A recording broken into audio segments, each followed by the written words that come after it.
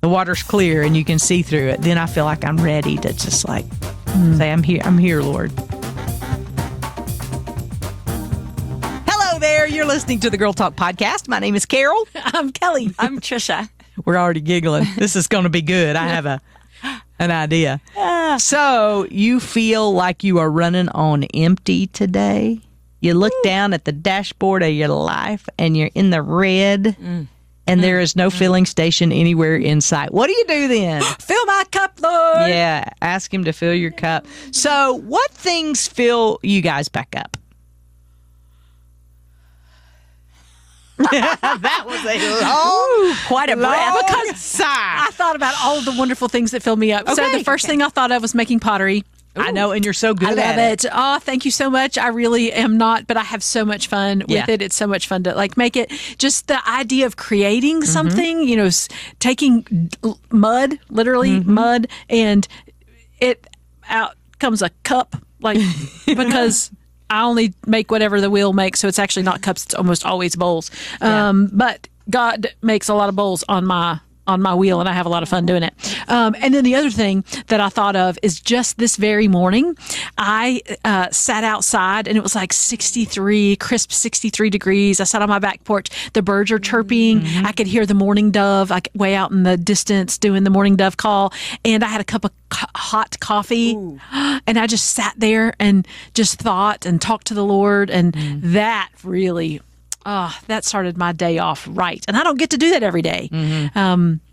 Usually it's cold outside. Yeah. You would love it because our air conditioner's broken, so we have all of our windows open, and you can hear those birds and various critters all day long. Yeah. So come on over and enjoy the noise of the world. Right. Good at 6:30 in the morning, not good at 2:00 in the morning, in the middle of the night. Right. Yes. Yeah. What about you, TK? What fills your cup? Oh, typically it's activity, I think.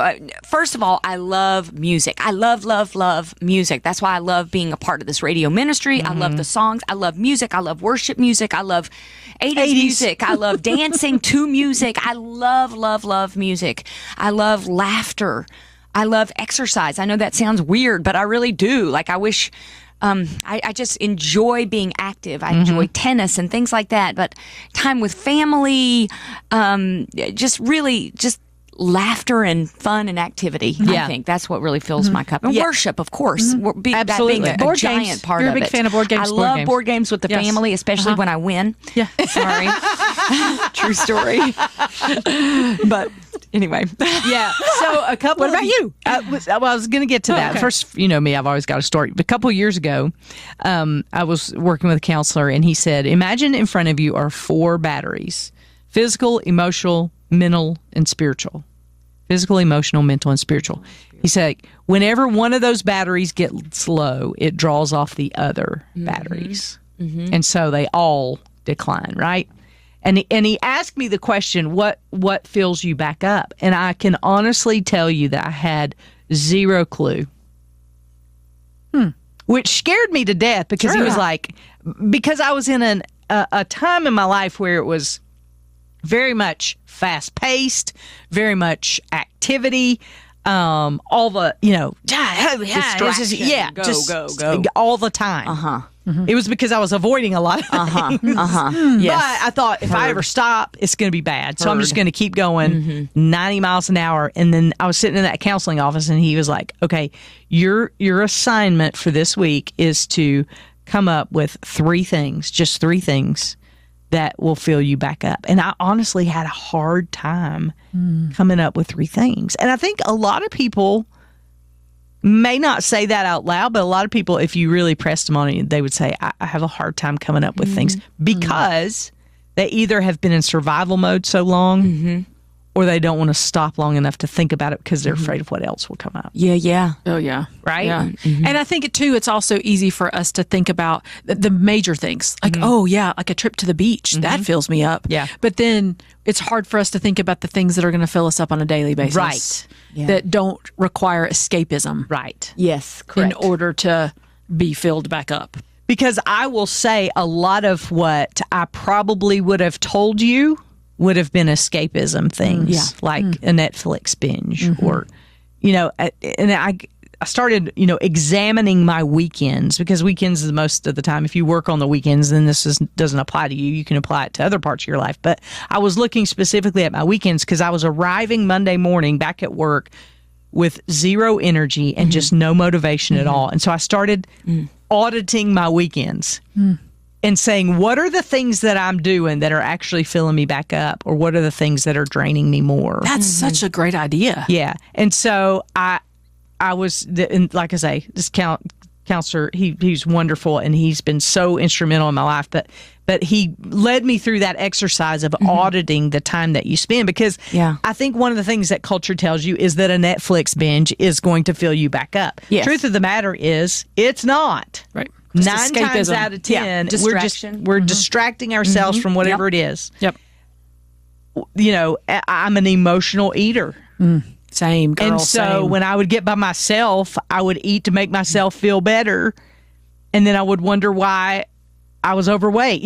Just all these things that I was trying to escape. And I say that because if you come up with things very quickly, I would kind of caution you on that, to examine them and make sure they're filling you back up. And you're not just adopting somebody else's strategy or item that fills them back up that really doesn't fill you up. If you go back to work on Monday morning and you're not rested and you're not ready for what God has for you, I would audit your weekend.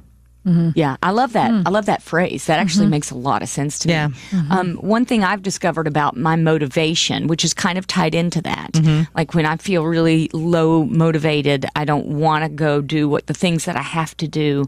I heard this once. It's remember your why. Yeah. Like, why am I doing what I'm doing? Right. Why does it matter? And it might be because of my family. It might be because of my faith. It might be because of health. Yes, a health reason. But when I remember the why, that gives me more energy than I had before. It gives me the ability to keep going. So good. And I've had to draw on that from time to time. Especially like when you're talking about when you're arriving, you're supposed to be rested at the end of a weekend, but you feel more tapped out than ever.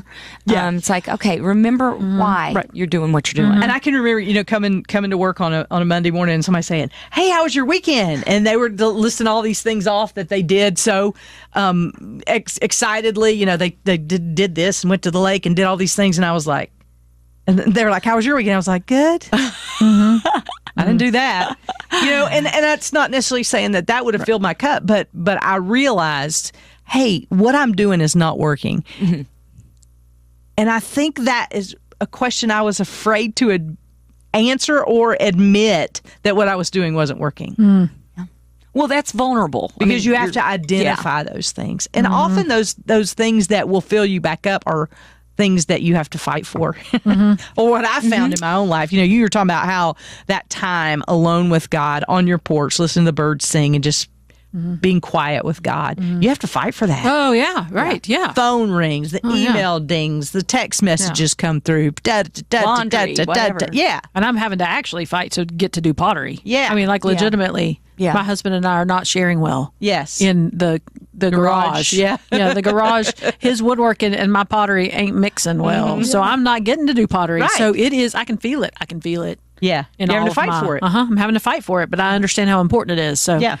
I might have to do it in my driveway.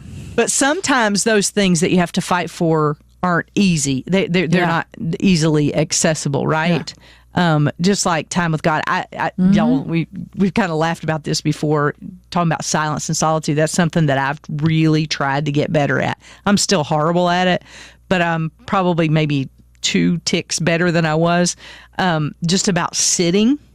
One of the books that I read said, imagine going to a local stream and scooping up a jar full of water, putting the lid on and shaking it up real good, and then sitting it on the counter. What's going to happen? All the sediment that was in that creek is going to go to the bottom, settle, right?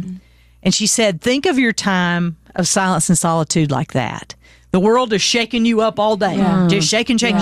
Think of your silence and solitude time as when God kind of sits you down and you let all that stuff settle. That kind of gave me a visual picture. And I even go through that in my mind now when I sit down. I set a timer on my watch. I say I'm going to spend at least 30 minutes. and I'm just going to let things settle. And you'd be amazed at when you just sit quietly and you let those things settle and you let them go to the bottom. And I'm talking about all the things like, because we all sit down to do that and you're thinking, I've got 10 things I need to do. I got to switch that laundry from the washer to the dryer. I've got to change that light bulb in my bathroom. I got to pay this bill. I got to check the mail. I got to do all the things. Those are all the settling things. And I just keep a notepad right there beside me. If I think of something, I just jot it down and let it go. Yeah. And let all those things settle. And then when I finally feel like the water's clear and you can see through it, then I feel like I'm ready to just say, I'm here, Lord. Yeah, that's I'm so listening. good. Yeah. And that is not my experience often when I stop. Usually when I stop, my thoughts then shake the jar back up again. Yes. I'll have a thought and then it'll shake and then it'll lead me to another thought, which will then shake it harder. And then it'll lead me to another thought. And all of a sudden that is super cloudy because now and then I have to stop. Then I go, okay, I'm just going to put all that down because I don't want to think about that anymore. Yeah. And actually, she goes on to say in this book that we are conditioned to do that now because we prize productivity above every other thing in this life. Our culture prizes productivity, but really what we need to do is to be able to lay all those things down. And that's the settling part of being with God. Because, if I'm honest, I can say probably 90% of the time, my quiet times up into probably the last 2 years of my life have been mostly me reading a verse, starting to think about it and then thinking of 10 other things and getting distracted and going on, that happens to me a lot. But when I start at this place and I let everything settle and I keep a notepad, I'm like, okay, I can take care of that later. Those are the kinds of things that I'm learning to do. And I get so filled up from that just 30 minutes. And I have a place where I go. My daughter knows if I'm out there, wait for me to come out, then I'm available again, and just to let those things building that rhythm. Yeah. But I would say if you're trying to do this and you're having that experience of the shaking up and the constant thoughts, be kind to yourself. I've heard it said, don't beat yourself up in that moment because that just keeps shaking it. Yep. Instead, just allow that, write the notes down or whatever, maybe say a little quick prayer and just return to letting the things settle. One of the ways that I have learned to do that also is to get curious about it. Not to condemn yourself for it. Yeah. But if you're feeling anxiety, I've got that meeting coming up and I'm anxious about it. Why are you anxious about that meeting? Well, because I'm afraid that it could go this way or it could go that way or that. And just to lay that before God and to allow Him to say, well, I have a plan. Okay, you have a plan. And that's the settling. That's the settling. Yeah. Well, you can't hear from God if you're not listening. Yeah. And you can't listen while you're talking or, Yeah. So I think about going to coffee or something with a friend who just talks all the time. It's a lot of it is anxiety. And when I realize that and I'm curious about why am I so anxious, even in my time with God, and just giving that to Him and relaxing and releasing, then I can be quiet. Then I can be still and have solitude and then hear from Him because He does want to speak to you. He wants to speak to us, and He does it in a variety of different ways. One of the ways is in His Word. You read something, you think on it, and then you have a thought about how that relates to your life. That's God talking to you. Or I've even had thoughts that I thought, is this from you, God, or is this my thought? And I pray about it, and I'll ask, and I continue to have that thought, and I believe it's from the Lord. Oftentimes, it's contrary to what I would want on my own, something that I would cook up. So therefore, I'm like, well, it's probably from God because it's not from me. But He will talk to us in those times of stillness and solitude. So they are important, and you do have to fight for them. Yeah. And you have to be intentional. I think that was one of the things I heard you say too, Carol, is that, you're having that piece of paper, you're writing things down, you're intentionally saying, okay, I'm going to I'm going to set this aside or I'm going to give it to the Lord. But you have to be kind of intentional. You can't just let it spiral. And that's often what I let myself do is just let it spiral into one thought to another, as opposed to taking every thought captive and stopping it and going, okay, wait, why am I thinking about this? I don't want to think about this. And as opposed to throwing my hands up and walking away from it, I go, I want to think about something else. And I'm going to just give that to God. Okay, God, I need you to take that person that just popped into my head that's making me really anxious right now, or a thought that's making me anxious, take that away. And be intentional about it. Intentional, and even in the wanting to distract yourself. This is the weirdest prayer I've ever prayed. But I was like, Lord, right now I want to distract myself from time with you by looking at my phone. Yes. And I just confess that. Honesty. And I really, and the reason I want to do that is because I know there's some sin in my heart that I need to deal with. And I don't want to deal with that. But you do want to deal with that, because that sin in my heart is causing a rift in our relationship. And I want to live in right relationship. And so, if you boil that down and you get curious about it and you really confess that, and I know that seems really silly, but it's not at all. For me, I am so prone to distraction. I tend to short attention span. I'm a creative, so I'm all over the map, and I have creative ideas, and I have this and this. But really, intention is so huge. Well, I had that very experience this morning with my time on the back porch. I took my phone out there with me, and I went a couple of times to pick it up to play a game. And so finally I gave in, and I was like, oh yeah, I'm just going to sit here and drink my coffee and play a game on my phone while I'm waiting on my kid to get up. And I did not feel the same level of peace. And I could feel it. I could feel the holes that I had just poked in my bucket. In the bucket. And all of a sudden, all the water, or in my case, the hot coffee, was rushing right out of the end of that filled up bucket. And all because I picked up my phone and started playing. So then I put it back down, and I was like, no, wait, that actually didn't make me feel better. That made me feel worse. Yeah. I want to get back to just sitting here and dwelling with God. Yeah. I just want to dwell. Yeah. But that, man, you have to fight for it. The phone, my hand goes like this all the time. I'm looking for my phone, grabbing the phone, stop. It's just like an instinct. Right. And culture is conditioning us for that. So we are fighting a battle, but we can win it. Yeah, but being aware of it is the first step. And I think God even said to me, why did you bring it out here? Why did you not just leave your phone in the kitchen? See how he talked to you? That's good. Yeah. Did I get up and take it into the kitchen? No, I kept it right there with time me. You might. Next time you might. He at least reminded me, hey, you didn't have to bring this out here on the porch. Because what does culture tell us? We have to be reachable all the time. Right, yeah. Somebody might need us. Oh, yeah. That's where we get our significance. The more people that text us and need us, and, I have a life group at my church, and they laugh at me because if they send a prayer request at 10:30 at night, they know they're going to get a reply from me at 4:00 in the morning. That's just how it works. After 9 or 10 o'clock, I'm out, because I get up early in the mornings. But they know 4:00 rolls around, I'm going to be shooting a text. So they better turn their ringer off. That's exactly right. That's exactly right. We're going to trade on this. Yeah, but I think the important thing is that we understand, and this is something I've been trying to teach my kid.